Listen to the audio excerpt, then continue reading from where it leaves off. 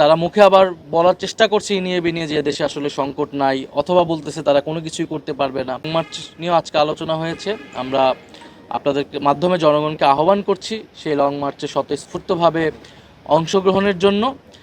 এবং এই দেশে এই মুহূর্তে যে এই বিদ্যুতের সংকট, গ্যাস সংকট, আপনারা দেখছেন মন্ত্রীরাও যখন কথা বলছে বিদ্যুৎ চলে যাচ্ছে, এবং তারা মুখে আবার বলার চেষ্টা করছে ইনিয়ে বিনিয়ে যে দেশে আসলে সংকট নাই, অথবা বলতেছে তারা কোনো কিছুই করতে পারবে না। এবং আরেকটি সংকট যুক্ত হয়েছে, সেটা হচ্ছে সার সংকট। সার সংকটের কারণে আমাদের কৃষকদের ভোগান্তি তৈরি হচ্ছে। ফলে এর মধ্য দিয়ে তারা আবার এই ধরনের ঘৃণ্য আইন পাশ করার চেষ্টা করছে। ফলে আমরা মনে করছি যে জনগণ এটির পক্ষে কোনোভাবেই এটি মেনে নেবে না। আমরা সেই জায়গা থেকে আগামী যেই 30 তারিখ গুম বিরোধী দিবস আন্তর্জাতিকভাবে পালিত হয়, সেটাতে আমরা স্বতঃস্ফূর্তভাবে অংশ নিব।